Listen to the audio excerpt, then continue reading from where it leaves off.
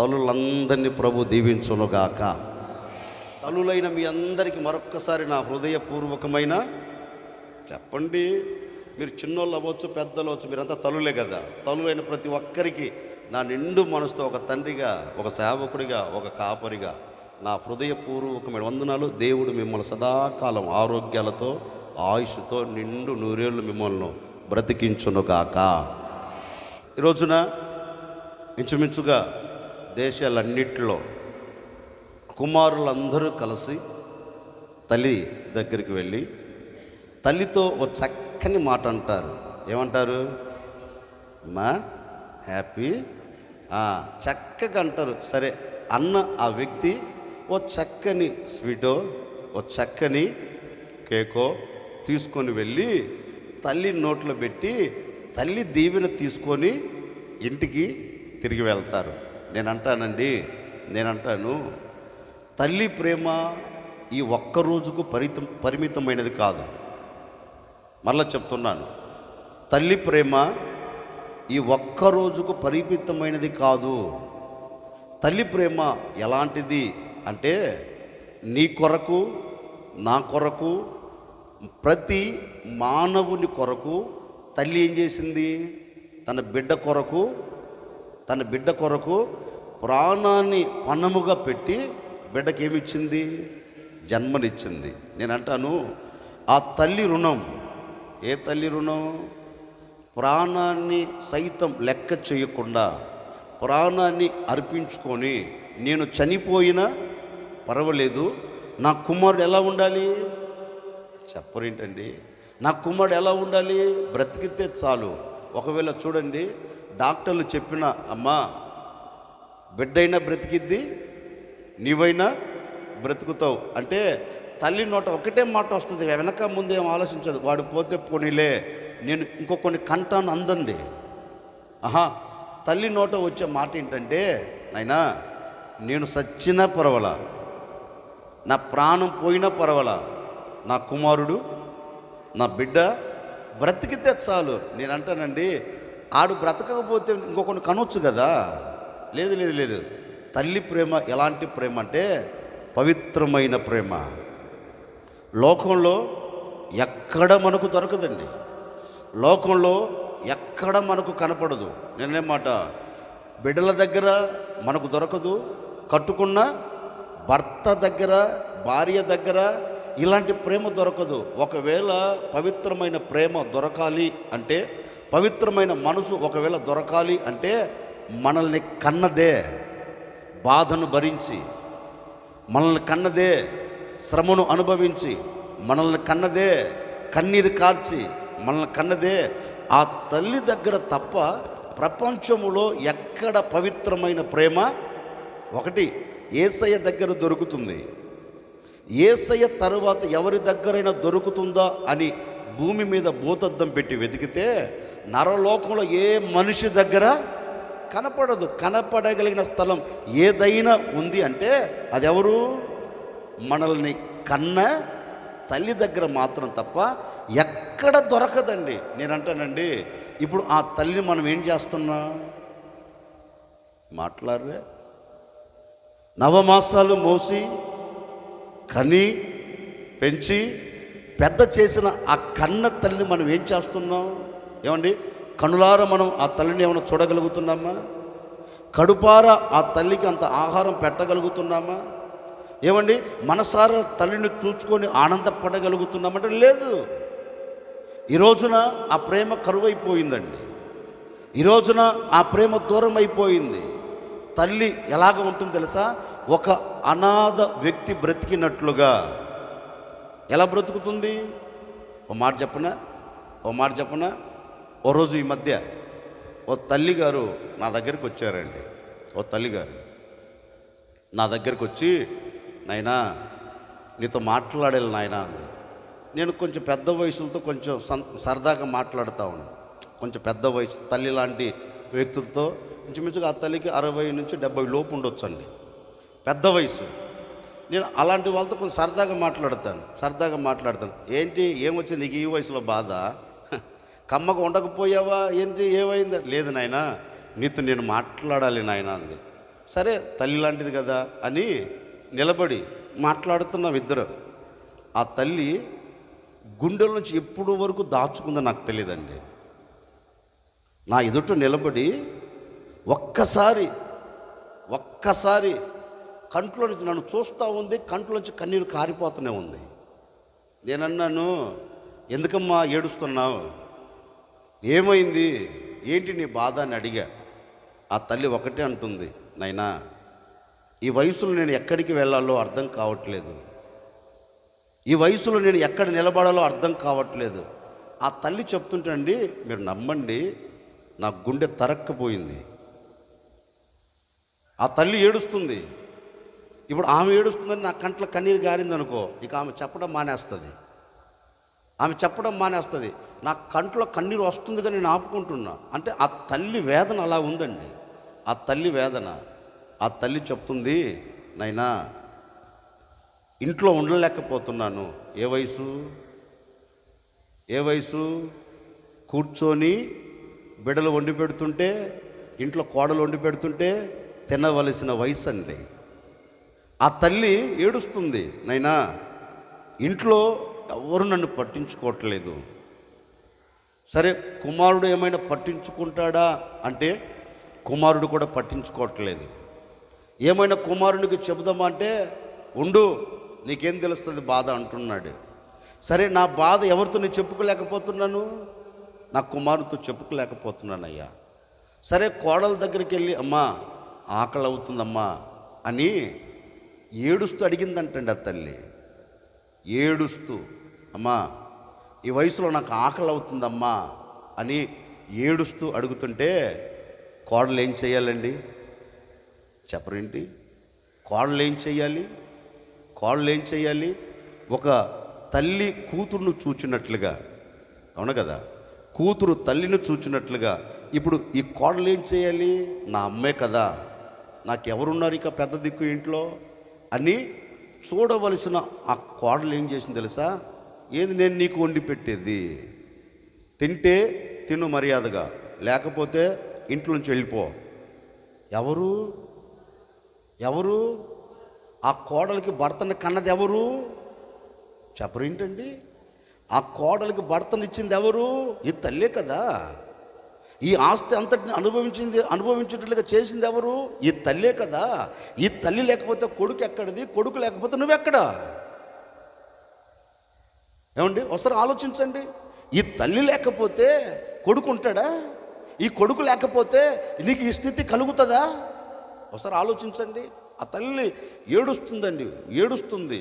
ఆమెను ఓదార్చలేక ఏం చెప్పను నాయనా, ఒక కొడుకుగా నేను నీకు చెప్పుకుంటున్నానైనా, ఓ సేవకుడిగా కాదు కానీ ఒక కొడుకుగా నీతో చెప్పుకుంటున్నానైనా, నా బాధ నేను ఎవరికి చెప్పుకోలేను అని ఆ తల్లి ఏడుస్తుందండి. అమ్మా ఏం కాదులే, ప్రార్థన కాదనైనా, నేను ఇంట్లో ఉండలేకపోతున్నాను, ఇంటిని విడిచి ఎక్కడికైనా వెళ్ళాలని అనుకుంటున్నాను. తిట్టానండి నేను. ఏమ్మా ఈ వయసులో ఎక్కడికి వెళ్తావు తల్లే? ఈ వయసులో ఎక్కడికి వెళ్తావు? ఈ వయసులో చేదోడు వాదుడుగా ఉండవలసిన కొడుకు నిన్ను విడిచిపెడతాడు, నువ్వు ఎక్కడికి వెళ్తావేంటి? ఆ తల్లి ఒకటి అన్నది, చావనైనా చస్తాను కాదు నాయనా, ఆ ఇంట్లో అయితే నేను, ఒకసారి ఆలోచించండి, చావనైనా చస్తాను కానీ ఆ ఇంట్లో నేను అడుగు పెట్టలేను నాయనా. ఒక్కసారి నువ్వు ఏమనుకోకుండా మంచి మనసు నా కొరకు ప్రార్థన చేయంటే నేను ఒకటే చెప్పా, అంత పిచ్చి పని చేయగల తల్లా, నా మాట విను. ఒక కొడుకు నేను చెప్తున్నాను, ఒకవేళ ఇంట్లో ఎవరు పట్టించుకోకపోతే నా దగ్గరికి వచ్చాయి చెప్పానండి. ఇంట్లో ఎవరు పట్టించుకో నా దగ్గరికి వచ్చాయి, ఇబ్బంది లేదు. నేను తినేదాంట్లో నీకంతా పెడతాను, ఇబ్బంది లేదు. అంత తిను, మందిలో కూర్చొని కాసేపు ప్రార్థన చేసుకుంటా ఉండు. నేను ఎవరని అడుగుతా, నన్ను అడుగు, నేను మాట్లాడతాను, నువ్వేం కంగారు పడగాకు నేను అన్నానండి. ఆ తల్లి ఒక్కటే ఏడుపు అండి. ఎంత ఏడుపు నేనంటానండి. మనసులో అంత వేదన లేకపోతే ఆ తల్లి ఏడుస్తుందా? మనసులో అంత బాధ లేకపోతే ఆ తల్లి ఏడుస్తుందా? ఒకసారి ఆలోచించండి. నేను అనే మాట ఏంటంటే, నవమాసాలు మోసి కని పెంచి ఒక స్థితిలోనికి తీసుకొని వచ్చి ఒక ఉన్నత స్థాయిలో తల్లి నీ కొరకు కన్నీరు కార్చి నీ కొరకు ప్రార్థించి ఒక ఉన్నతమైన స్థితిలో నేను నిలబెడితే ఈరోజు తల్లికి ఏం చేస్తున్నారండి కుమారులు? ఇదిగో ఈ ఆరాధనలో ఒక సేవకుని మిమ్మల్ని అడుగుతున్నా, ఇక్కడ కూర్చున్న మిమ్మల్ని అందరిని అడుగుతున్నాను, ఈ పురుషులందరినీ నేను అడుగుతున్నానండి. నేనంటాను, నీ తల్లికి నువ్వేం చేస్తున్నావు? ఒకసారి ఆలోచించండి. ఏదో మదర్స్ డే రాగానే mummy I love you mummy అంటున్నావు, బాగానే ఉంది. ఓ చీర తీసుకుని వచ్చి ఇస్తున్నావు, బాగానే ఉంది. ఒక కేక్ తీసుకుని పెడుతున్నావు, బాగానే ఉంది. మరి మిగతా 364 రోజుల సంగతి ఏంటి? అంటే మదర్ ఈ ఒక్కరోజే గుర్తు వస్తుందా? ఒకసారి వెనకకి వెళ్ళి ఆలోచించండి. అదే తల్లి నిన్ను జ్ఞాపకం చేసుకోకపోతే అసలు ఇది ఎందుకులే అని వదిలేసింటే ఈరోజు నీకు ఈ స్థితి కలిగేదా? మరలా అడుగుతున్నాను, సాహసించి మరలా అడుగుతున్నాను.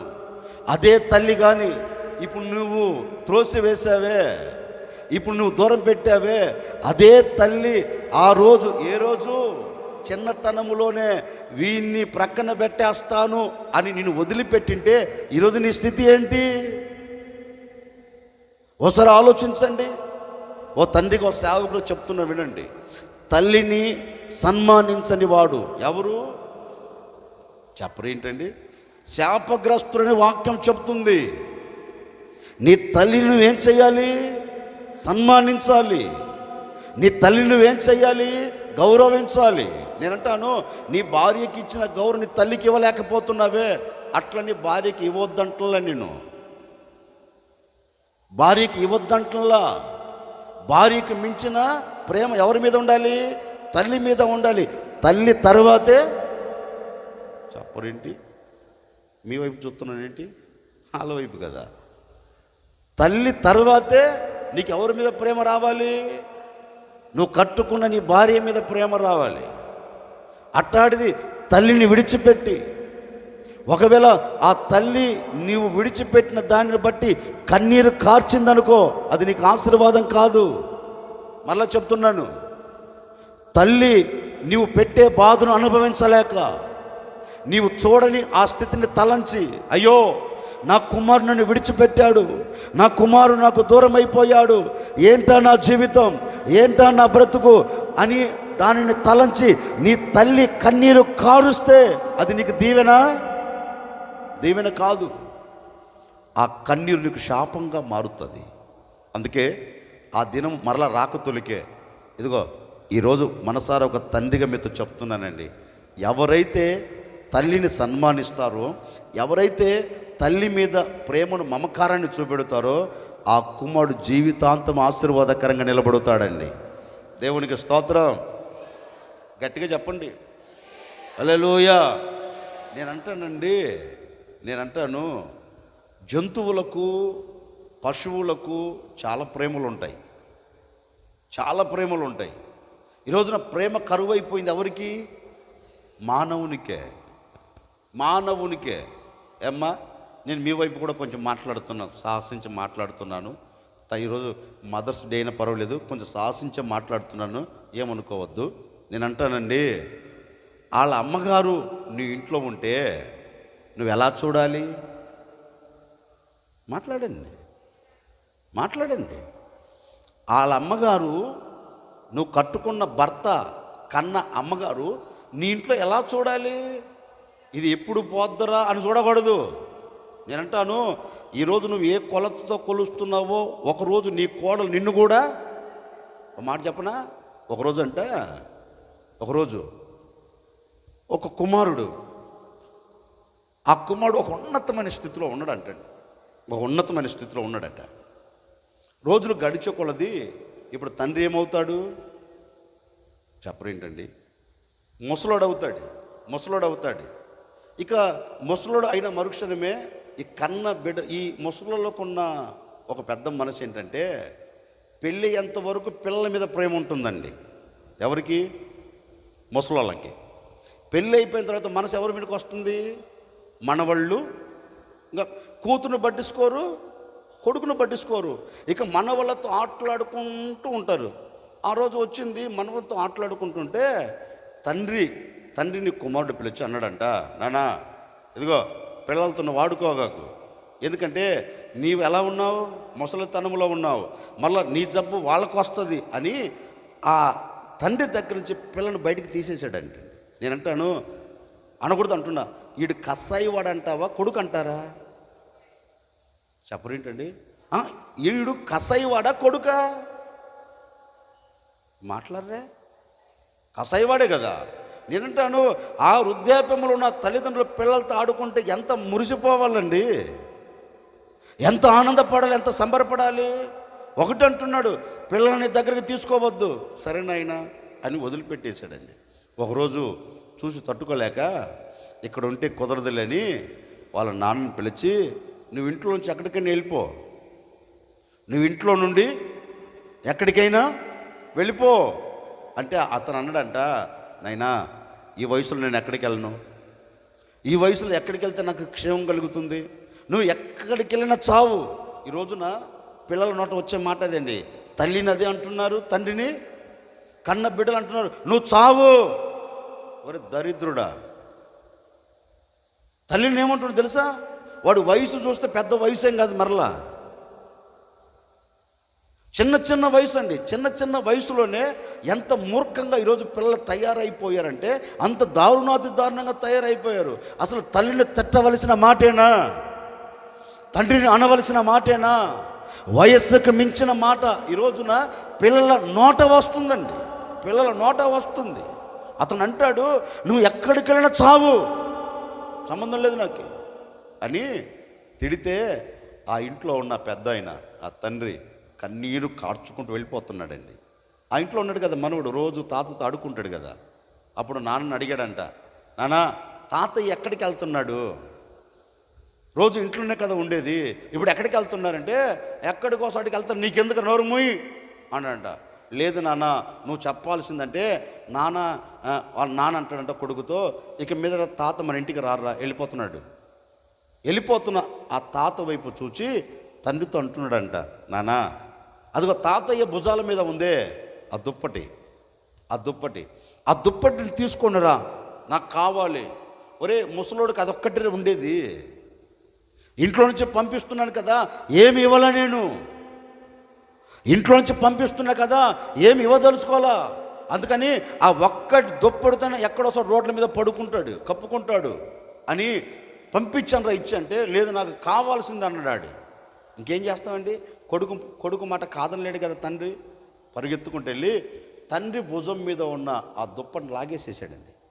లాగి తీసుకొని వచ్చి కొడుకుకి ఇస్తే, సరే నన్ను తీసుకో, ఎందుకు దాచి పెడతావా, కాదు నాన్న అని తండ్రి ముందు ఒక దుప్పటిని ఏం చేశాడు, రెండుగా చింపి చింపిన ఒకదాన్ని మళ్ళీ తండ్రికి ఇచ్చి పోయి తాతకి ఇమ్మన్నాడంటండి. ఎందుకురా నువ్వు వెళ్ళి చెప్తా, తాతకి ఇచ్చేశాడంట. మళ్ళీ నాన్నగారు వచ్చారంటండి. వచ్చిన తర్వాత, ఏ నాన్న ఇది భద్రపరుచుకుంటావేంటి, ఏం గుర్తుగా పెట్టుకుంటావేంటి తాతయ్య దుప్పటని? కాదు నాన్న, ఇదిగో ఈరోజు నువ్వు తాతయ్యని ఎలాగైతే గెంటేసావో, నువ్వు ఈరోజు తాతయ్యని ఎలాగైతే గెంటేసావో నాకు నీ వయసు వస్తుంది కదా, నేను పెద్దోడిని అవుతాను కదా, నాకు ఒక స్థితి వస్తుంది కదా, ఆ రోజు ఈ తాతయ్య తీసుకుని వెళ్తున్న దుప్పటిని చింపానే, ఈ ముక్క నీకు ఇచ్చి ఇంట్లోంచి నిన్ను కూడా నేను తరుముతాను. మీకు నవ్వు వచ్చింది, నాకు బాధ కలిగిందండి. ఆ చిన్న బిడ్డ అంటున్నాడు, ఆ రోజు ఒకరోజు వస్తుంది, ఈరోజు నువ్వు తాతయ్యని ఎలాగైతే తరిమావో ఆ రోజు నేను కూడా నేనేం చేస్తాను, తాతయ్యను తీసుకుని వెళ్తున్న ఆ దుప్పట్లో సగం నీకు ఇచ్చి ఇంట్లోంచి తరిమేస్తాను. ఆ తండ్రి అలాగ గొప్పగా కొలిచి కొడుకు ముందు కన్నీరు కార్చాడంటండి. నేను చేసింది నేనంటానండి. మీరు అనుకోవచ్చు ఏమని, ఇంతటితో పోతుందిలే, పోదు, నువ్వు ఏదైతే విత్తుతావో చెప్పండి, నీ తల్లికి నువ్వు ఏదైతే విత్తుతావో, మరలా చెప్తున్నా, నీ తల్లికి నువ్వు ఏదైతే విత్తుతావో, నీ తల్లిని ఏ విధంగా అయితే నువ్వు దుఃఖపడేటట్లుగా చేస్తావో, నీ తల్లిని ఏ విధంగా గాయపరిచేటట్లుగా చేస్తావో, ఒకరోజు వస్తుంది మరలా నీకు. మీకే కాదు, మీకు కూడా చెప్తున్నాను, మీకైనా ఎవరికైనా ఒకరోజు వస్తుంది. ఈరోజు ఏ కొలతతో నువ్వు కొలుస్తున్నావో ఆ కొలత చేత నువ్వు మరలా కొలవబడుతావు.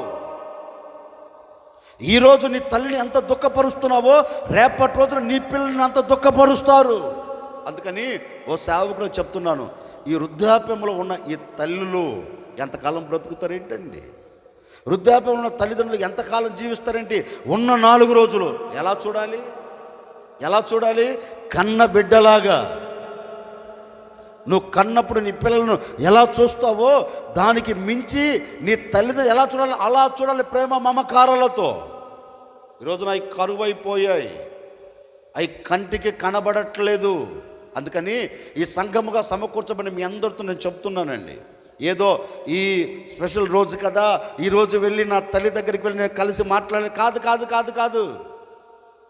కాదు. నేను అంటానండి, నువ్వు ఏమి ఇచ్చినా తల్లి పెద్దగా ఆనందపడదు.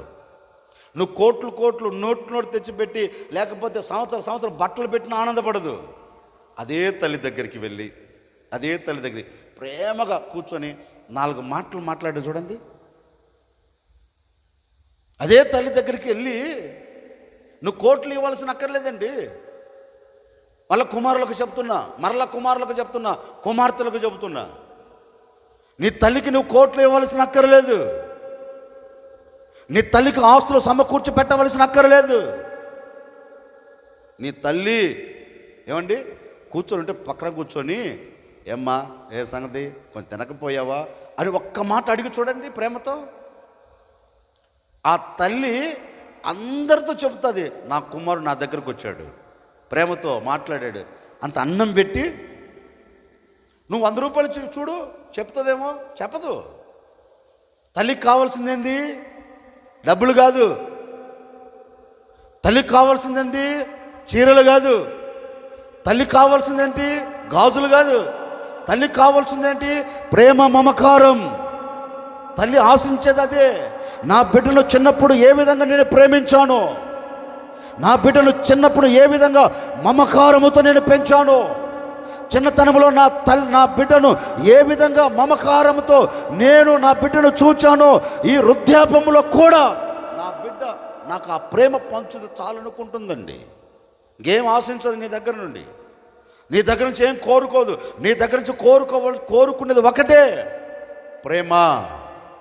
ఏం కోరుకుంటుంది తల్లి? ఏం చెప్పరేంటండి? ఏం కోరుకుంటుంది తల్లి? ప్రేమ. ఇప్పుడు ఆ ప్రేమ కరువైపోయింది. ఓ సేవకు నిన్ను మనసుతో నేను కోరుకొని ఈ మాట మీతో చెప్తున్నానండి.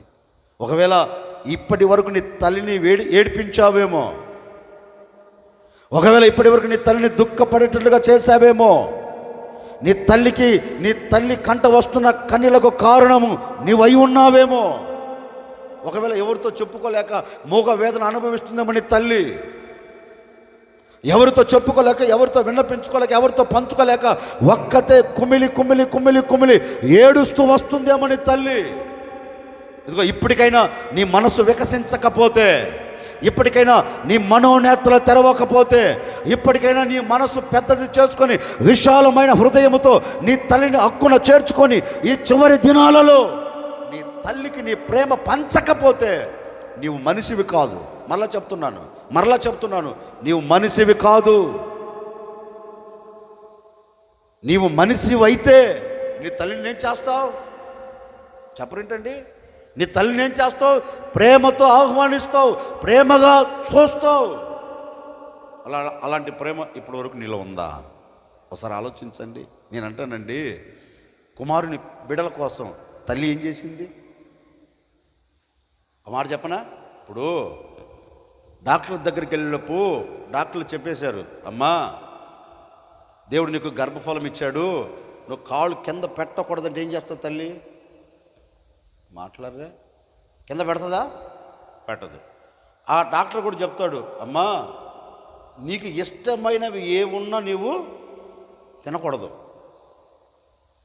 నీకు ప్రాణం కంటే ప్రాణం అవ్వచ్చు అవి, ఏం చేయకూడదు నువ్వు. అప్పుడు తల్లి ఏం చేస్తుందండి? ఏ ఈ సన్నాసాని కోసం నాకు ఇష్టమైన నేను తినకుండా పోతాను అంటదా? అందు వెంటనే అండి నోటిని కుట్టుకుంటుంది కడుపును. ఎవరి కోసం? ఒకసారి ఆలోచించండి. ఎవరికి? పిల్లలందరికీ చెప్తున్నా, నా తోటి యవనస్తులందరికీ చెప్తున్నా, పిల్లలందరికీ మరొకసారి చెప్తున్నా, కొంచెం పెద్ద వయసు కలిగిన వ్యక్తులకు మరలా చెప్తున్నా, నీవు కడుపులో ఉన్నప్పుడు డాక్టర్ ఏది చెప్పాడో అది తూచ తప్పకుండా నీ తల్లి ఏం చేసింది? పాటించింది. ఎందుకు పాటించింది? ఎందుకు పాటించింది?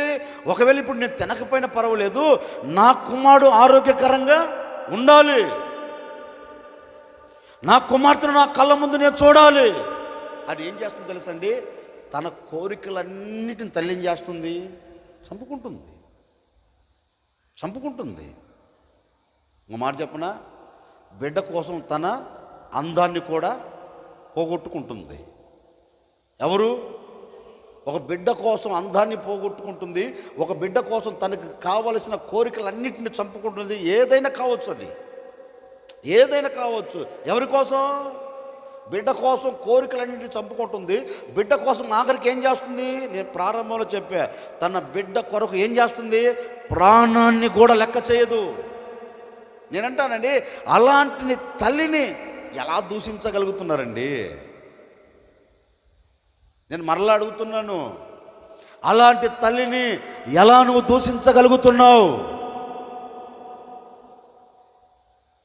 అందుకని ఈరోజు మంచి మనసుతో నీ మనసును మార్చుకొని నీ తల్లిని నువ్వు గౌరవించినట్లుగా, నీ తల్లిని నువ్వు సన్మానించినట్లుగా ఈ దినమును నీ మనసును మార్చుకొని నీవు అడుగులు కానీ జాగ్రత్తగా వేసుకోగలిగితే, నేనంటాను నీ తల్లిదండ్రుల దీవెన సదాకాలం నీ కుటుంబం మీద నిలిచి ఉంటుంది.